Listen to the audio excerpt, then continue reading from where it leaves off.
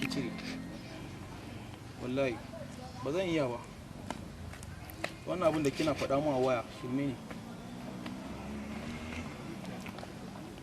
Gaskiya kaga abin da yasa na zo nan ina son gaya maka ne maganar ciki nan gaskiya mama na ta sani kuma ta ce in na cire shi zan mutu so ni duk yanda zaka yi kai ka san da zaka yi so ni ba zan iya cire cikin dan ba na so ji barin gaya miki.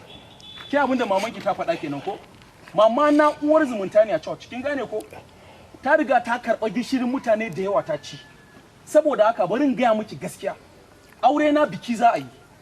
Wannan cikin ya riga ya shiga kuma bayan da za mu yi. Kin gane ko? Ba za mu iya yin aure da ciki ba. Dole ne a cire in kina son ni da ke mu yi aure. Ya riga ya faru sai dai mu ce mu bar ma na sama kawai. Kin gane ko? Yaro ubanka ne za bar me. Kuna kayakin ku wazajiya. Da kana nan. Kana tube leggings nan. Da kai bar na yanzu kana bar ma na sama. Me na sama yayi maka. Haba. Kana da yarinya ka destroy na ta yanzu kana cabar mun. Ciki din sai ka doka da ubanka.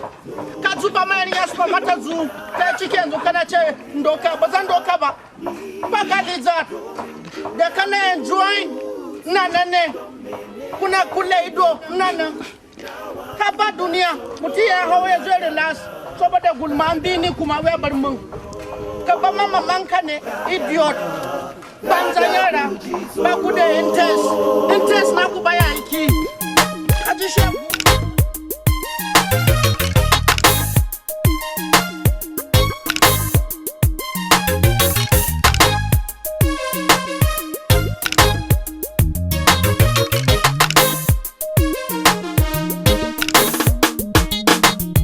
kwanakin ƙarshe na duniyan nan zai zo ranar masu rai da matattu a ranar za mu ji muryan Yesu na ce yayana kada ku ji tsoro yayana kada ku ji tsoro